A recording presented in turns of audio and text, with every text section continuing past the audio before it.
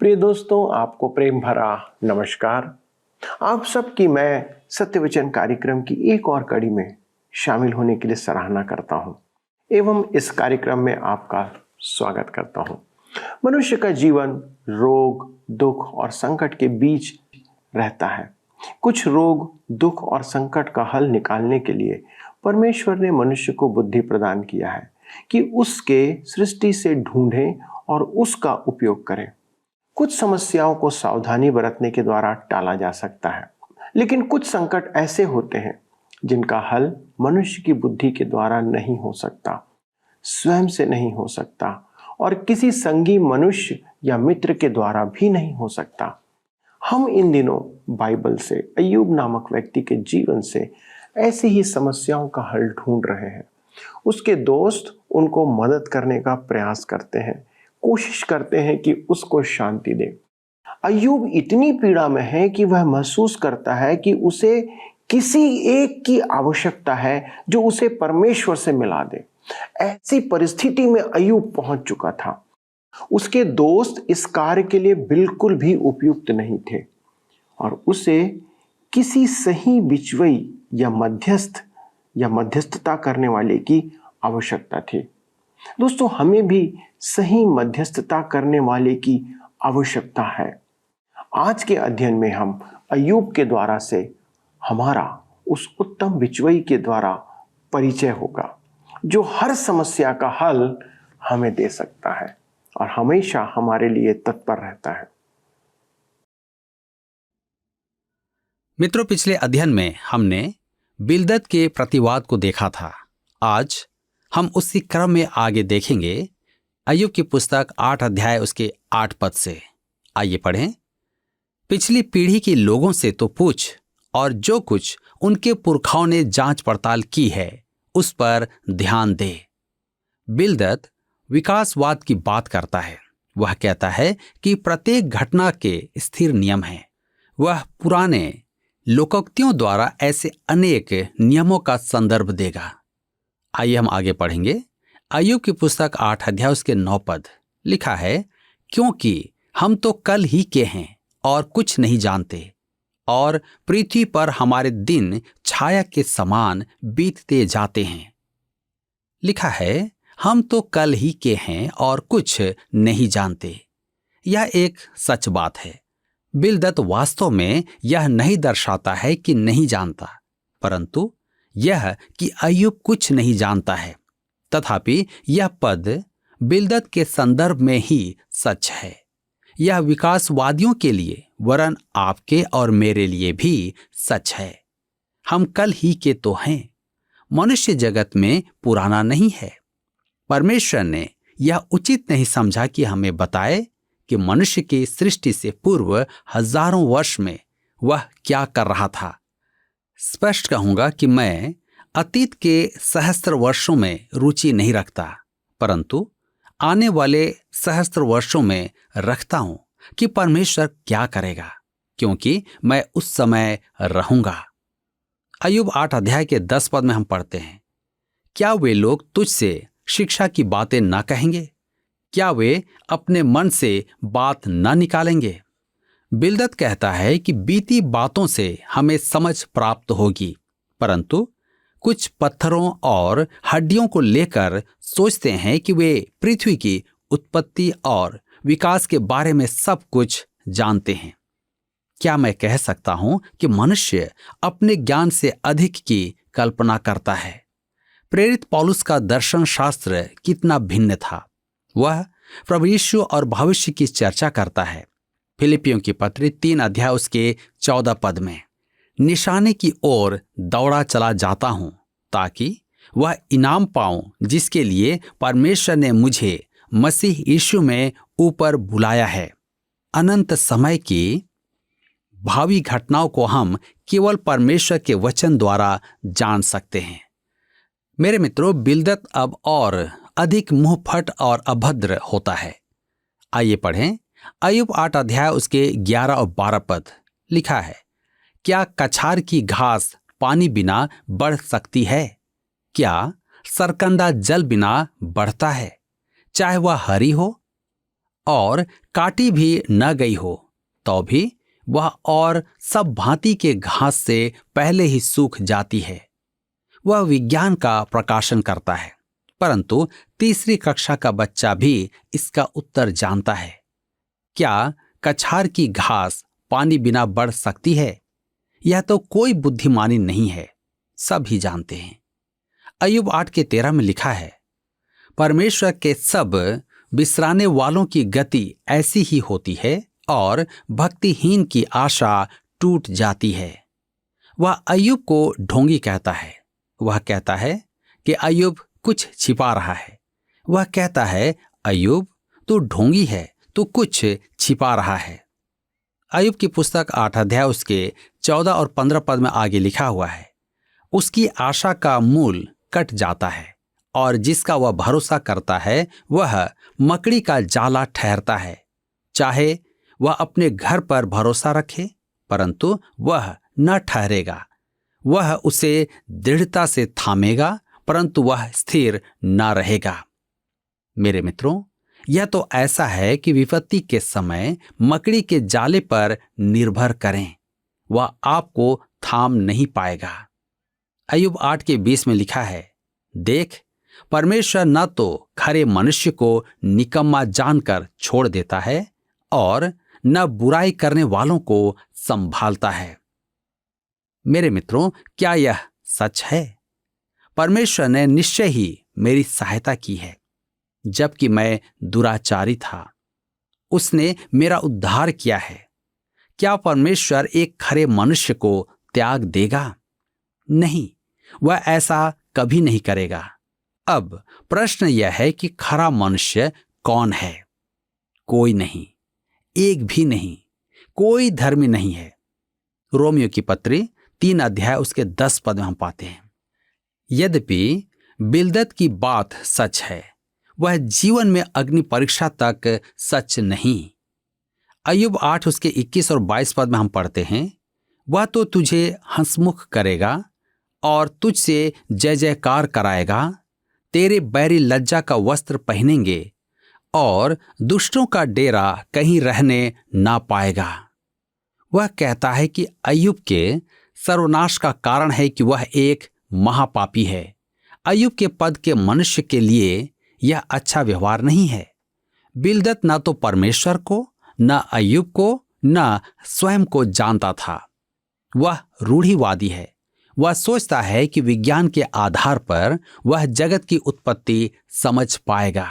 वह बुद्धिमान तो है, परंतु अज्ञानी है। वह परमेश्वर का स्थान नहीं ले सकता है। मेरे मित्रों, अग्रिम अध्यायों में अय्यूब का प्रतिवाद अति उत्तम है, जबकि वह वाद विवाद से ऊब गया है। यहाँ पर अध्याय 8 समाप्त होता है और अब हम अपने अध्ययन को अध्याय 9 से जारी रखेंगे, जिसका विषय है बिलदद को अय्यूब का उत्तर। मेरे मित्रों, अय्यूब बिलदद से स्पष्ट कहता है कि उसने उसकी जो आवश्यकता है उसके बारे में तो कोई काम की बात की ही नहीं।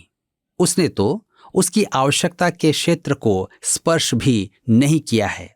यहाँ वह कहता है कि वह किसी भी प्रकार का दावा नहीं कर रहा है और वह परमेश्वर के समक्ष अपना प्रतिवाद भी प्रस्तुत नहीं कर सकता है। उसे अपनी बात पहुंचाने के लिए एक मध्यस्थ की आवश्यकता है। हम उसकी यह पुकार सुनेंगे, उसे मध्यस्थ चाहिए। दूसरे शब्दों में, मसीह के लिए अय्यूब के दिल की पुकार। आइए पढ़ें अय्यूब 9 अध्याय उसके 1 और 2 पद। लिखा है, तब अय्यूब ने कहा, मैं निश्चय जानता हूं कि बात ऐसी ही है, परंतु मनुष्य परमेश्वर की दृष्टि में कैसे धर्मी ठहर सकता है। अर्थात बिलदद की बातें एक सीमा तक सच हैं, परंतु समस्या तो यह है कि उसकी बातों से अय्यूब की आवश्यकता की पूर्ति नहीं हुई। उसकी समस्या का समाधान नहीं निकला। अय्यूब कहता है, मैं निश्चय जानता हूं कि सामान्यतः तेरी बातें सही हैं, परंतु मैं परमेश्वर के समक्ष में धर्मी कैसे ठहरूंगा।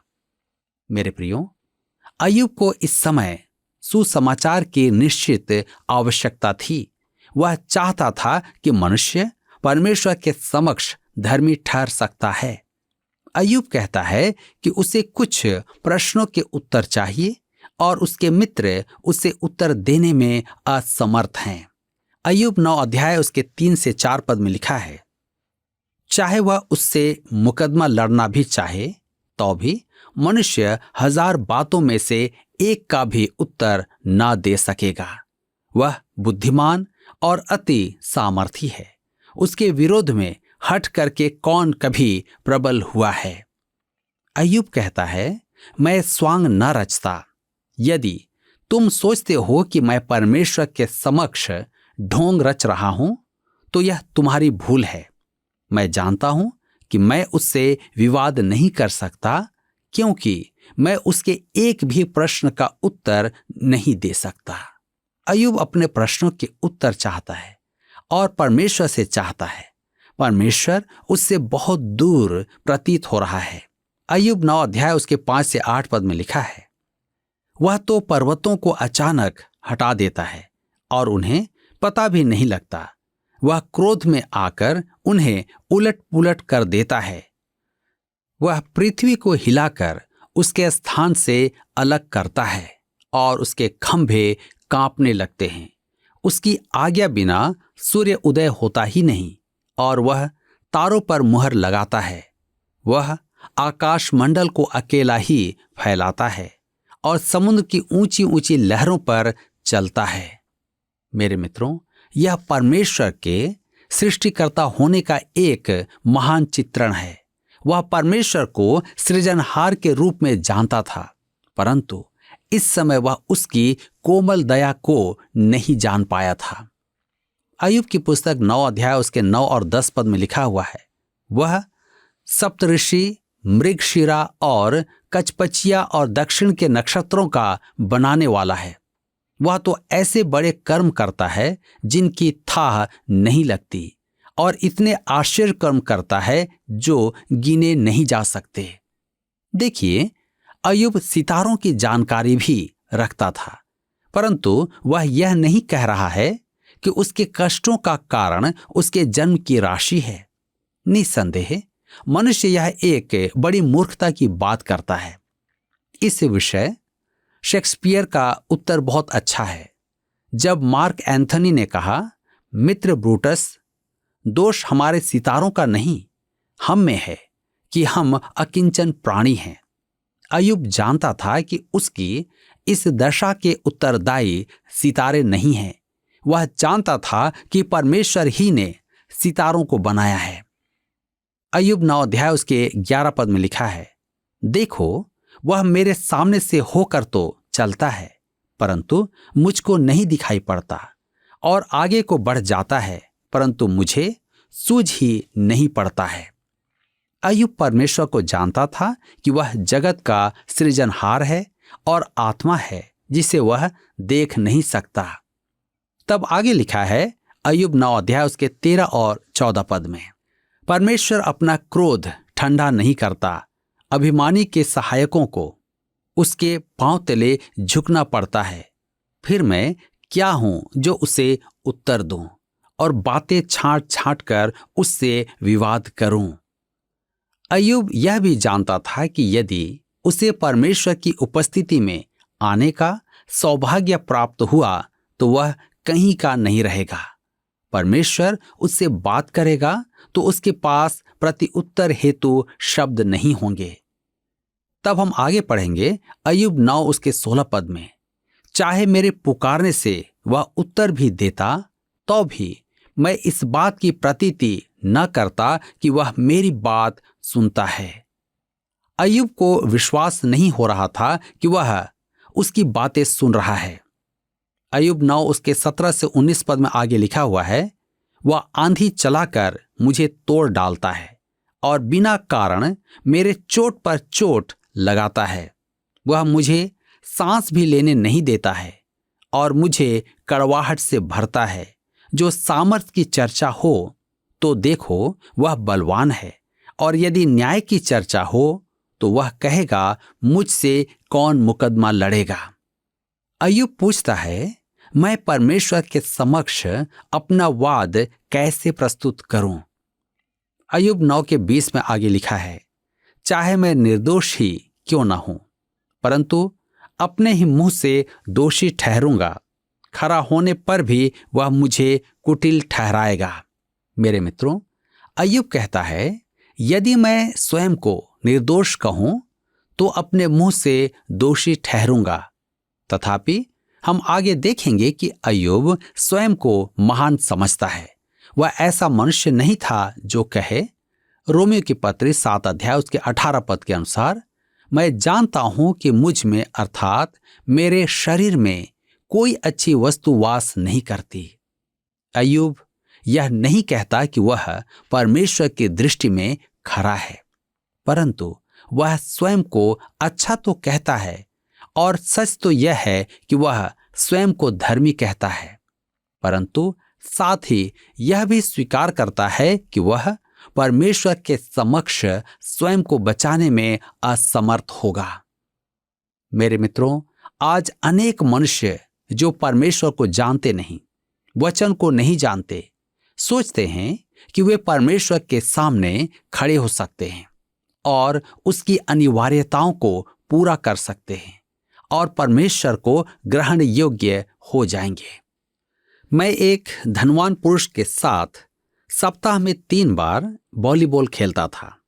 वह कलीसिया का सदस्य अवश्य था, परंतु परमेश्वर को नहीं जानता था।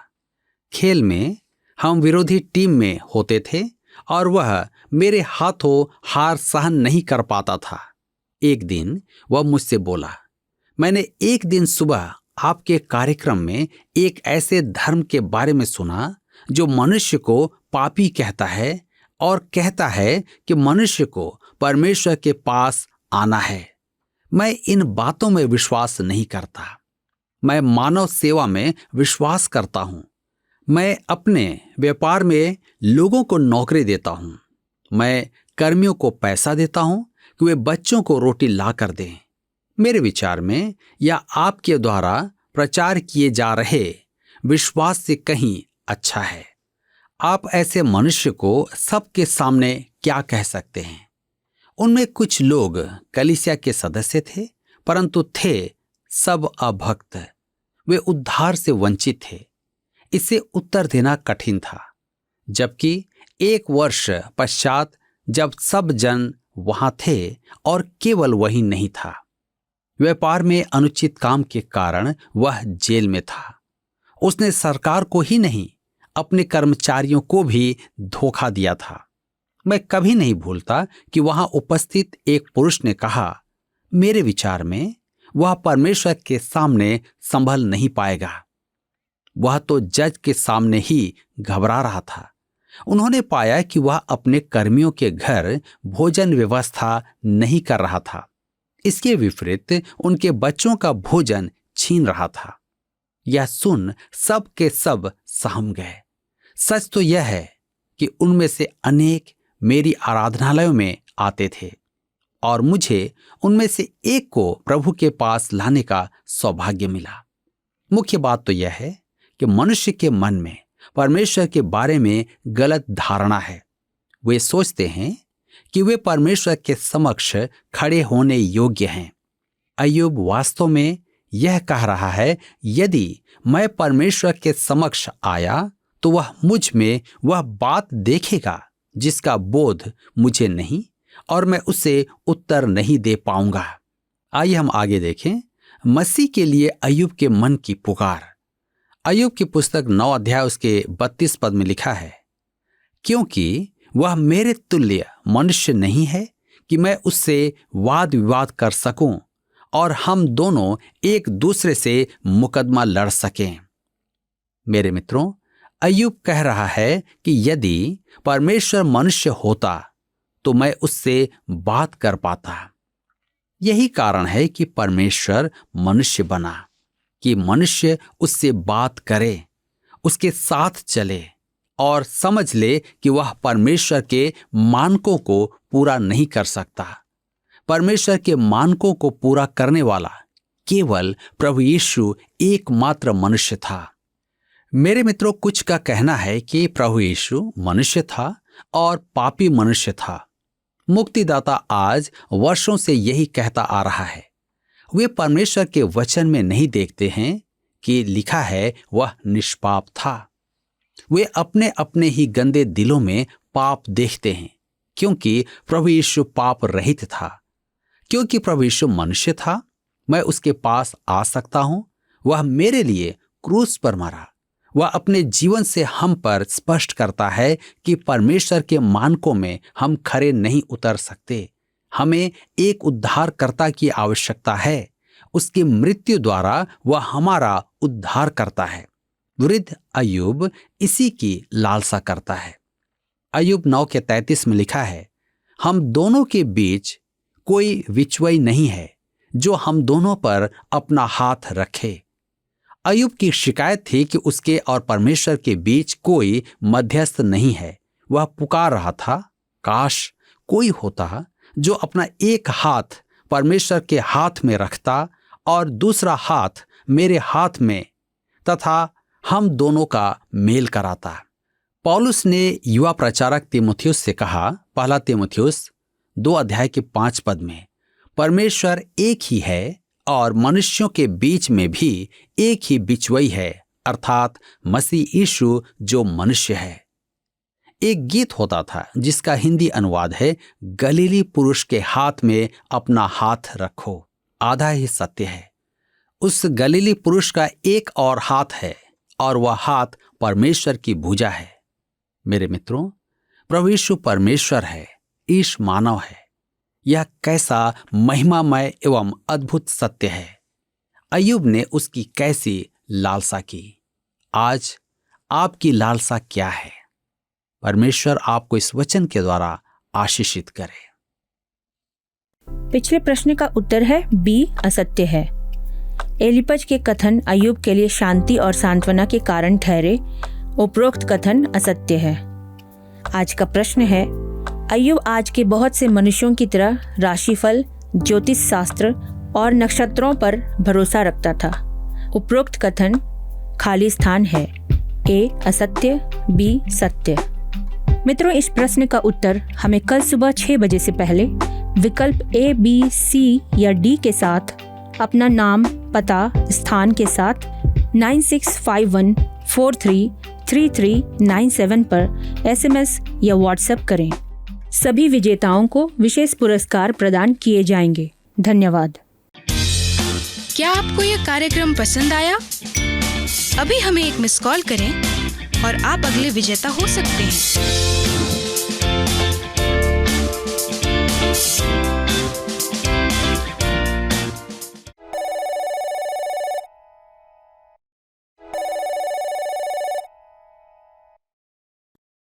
मित्रों, आपने देखा कि अय्यूब के दोस्त जो परमेश्वर को नहीं जानते थे, परमेश्वर के नाम से उसे शांति देने का प्रयास कर रहे हैं, लेकिन उनके उत्तर से वह संतुष्ट नहीं होता है, क्योंकि अय्यूब परमेश्वर का भक्त है और अय्यूब के बारे में उनकी आशाएं उनके सोच से बहुत ऊपर है। उसकी अभिलाषा एक ऐसे मध्यस्थता की है कि वह अपनी बात को परमेश्वर तक पहुंचाए, क्योंकि वह जानता है कि उसके मित्रों में यह योग्यता नहीं है कि वे परमेश्वर तक उसकी बातों को रख सके, क्योंकि वह परमेश्वर अति पवित्र है और कोई भी मनुष्य उस तक नहीं पहुंच सकता। कोई भी परमेश्वर तक सीधे रीति से नहीं पहुंच सकता। ये बाइबल बताती है। परमेश्वर हमारे जीवन की एक एक बातों का समाधान भी है, लेकिन हमारी पापी अवस्था उससे सीधे संवाद करने के लिए एक रुकावट बन जाती है। दोस्तों, अय्यूब इस बात को जानता था, समझता था, इसलिए वह कहता है कि यदि वह मनुष्य होता तो मैं उससे बातें करता, उसको पकड़ता, उसके पास जाता। यही कारण है कि मित्रों, परमेश्वर ने मानव रूप धारण किया और यूहन्ना 1:18 स्पष्ट करता है कि परमेश्वर को किसी ने कभी नहीं देखा। इकलौते पुत्र को जो पिता की गोद में है, उसी ने उसे प्रकट किया। केवल प्रभु यीशु मसीह ने परमेश्वर के बारे में हमें जानकारी दी। परमेश्वर मनुष्य के रूप में यीशु के द्वारा से प्रकट हुआ, इसलिए मनुष्यों के बीच में और कोई दूसरा नाम नहीं है जिसे हम अपना परमेश्वर करके जाने। इसलिए जो कुछ हम यीशु के नाम से मांगते हैं, परमेश्वर उसके द्वारा से हमारी पुकार को सुनता है और उसने सुनने का वायदा किया है, प्रतिज्ञा किया है। आइए दोस्तों, प्रार्थना करें कि अय्यूब जैसा विश्वास हमारे अंदर भी हो और परमेश्वर ऐसा ही विश्वास हमें प्रदान करे। आइए प्रार्थना करें। स्वर्गीय पिता, हम आपको धन्यवाद देते हैं कि प्रभु आपने उस पाप के अलगाव के बाद भी हमें एक ऐसा नाम दिया, एक ऐसा मध्यस्थ दिया जो हमारे बातों को आप तक पहुंचा सके, जिसके द्वारा से प्रभु हम आपके सन्मुख खड़े हो सकते हैं, जिसके द्वारा से पिता हम अपनी बातों को, अपने निवेदनों को आप तक पहुंचा सकते हैं। क्योंकि यदि प्रभु यीशु ना हो तो प्रभु हमारे और आपके बीच में कोई भी बिचवई नहीं है, कोई मध्यस्थ नहीं है और हम पापों में पड़े रहते। पिता, आपको धन्यवाद देते हैं प्रभु यीशु के लिए। आज प्रार्थना करते प्रभु, हमारे जितने भी दर्शक हैं, यदि उनके जीवन में भी ये रुकावट है कि यीशु आज उनके जीवन का मध्यस्थ नहीं है, तो प्रभु आप अनुग्रह करें कि वे इसी समय प्रभु यीशु के पास आएं और उससे पापों की क्षमा प्राप्त करते हुए उसे अपना मध्यस्थ ठहराएं, ताकि उनकी बातें परमेश्वर आज तक पहुंचने पाए। आदर और महिमा के साथ इस विनती को यीशु के नाम से मांगते हैं, आमीन। प्रिय मित्रों, आज का अध्ययन निश्चित तौर पर आपके लिए आशीष का कारण रहा होगा, क्योंकि आप परमेश्वर तक अपनी बातों को यीशु के द्वारा पहुंचा सकते हैं। यदि आपके पास प्रार्थना निवेदन है तो कृपया हमें प्रार्थना निवेदन भेजें, और यदि आपको आज का कार्यक्रम अच्छा लगा तो प्लीज़ एक मिस कॉल हमें दीजिए। अगले प्रसारण में इस अध्ययन को आगे बढ़ाएंगे और आपके तक बहुत सी अच्छी बातों को वचन से प्रकट करेंगे। प्रभु आपको बहुत आयत से आशीष दे। धन्यवाद।